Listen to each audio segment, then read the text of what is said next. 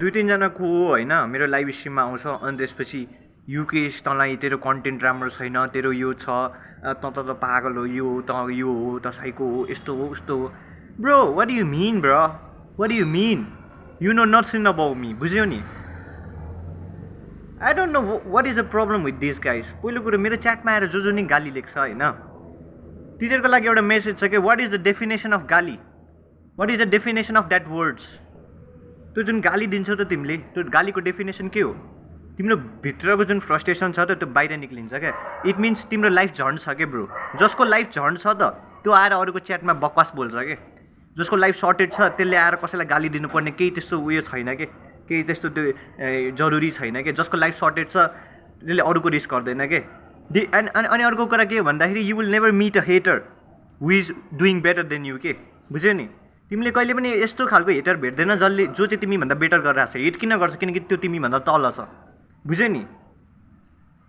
गरिब मान्छेहरूले धनी मान्छेले किन हेट गर्छ त? किनकि तिनीहरू तल छ भन्छ।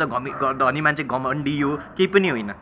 They hate because they are at the lower level के हो। जो चाहिँ पनि च्याटमा मलाई आएर सब गाली दिन्छ त जो छ त सब लोवर लेभलको हो।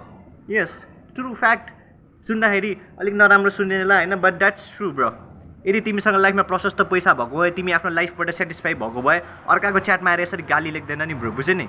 अर्काको च्याटमा आएर कसैले यसरी गाली लेख्दैन ब्रो। सिम्पल ट्रुथ हो। I don't hate you bro, I just speak truth. अनि त्यो कति मान्छेलाई चित्त बुझ्दैन, बुझ्यो नि? What you see in others is the reflection of yourself, बुझ्यो नि? तिमीले आएर मलाई च्याटमा जुन टुट भनेर हुन्छ त त्यो मेरो म होइन कि, त्यो तिम्रै रिफ्लेक्सन हो। What you see in others is the reflection of yourself, बुझ्यो नि? या म तँलाई अनसब्सक्राइब गर्छु, म तँलाई सब्सक्राइब गर्दिनँ, म तँलाई सब्सक्राइब किन गर्नु रे? मैले ब्रो तिमीलाई स्पेसिफिकल्ली तिमीलाई नै तिम्रो नाम तोकेर तिमीलाई सब्सक्राइब गर भने होइन। जसले मलाई सपोर्ट गर्न चाहन्छ त्यसलाई सब्सक्राइब गर भने।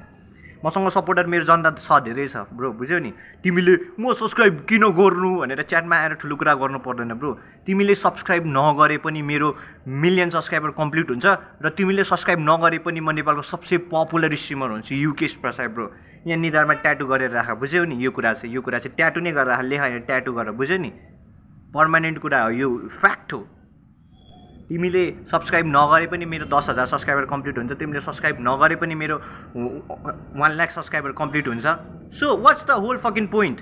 तिमी मेरो लाइभमा आइरहेको छौ, मेरो वाच टाइम बढाइरहेको छौ, जसले मलाई पैसा दिन्छ। You are making me more successful मेरो च्याटमा आएर गाली दिएर। You are a fool. Go do shit, do some shit bro, बुझ्यौ नि? गएर केही काम गर ब्रो। गाली गल्ली दिन्छ अर्काको च्याटमा आएर। Those who don't have things to do, those who have things to do त्यसले अरूलाई सपोर्ट गर्छ क्या ब्रो, अरूलाई अरूको खुट्टा तान्दैन। Those who have nothing to do in their life तिनीहरू फ्रस्ट्रेटेड हुन्छ। तिनीहरू बेरोजगारहरू आएर च्याटमा गाली दिन्छ। ब्रो गेट अ जब रे, shut up. Job is a scam bro. Go get a job, get a job. Job is a scam, बुझ्यौ नि? I'm a leader, बुझ्यौ नि? I come to internet and I talk real shit. अनि reality is sometimes way harder to accept, बुझ्यौ नि? Reality accept गर्ने यस्तो गाह्रो हुन्छ कि जसले रियालिटी एक्सेप्ट गर्न सक्छ त्यो मात्र मेरो स्ट्रिममा आउँछ क्या, त्यसले मात्र मलाई सपोर्ट गर्छ, बुझ्यौ नि? जो जेन्जीहरू छ सबजना च्यानललाई ह्याङ सब्सक्राइब हान अनि स्ट्रिमलाई लाइक गर।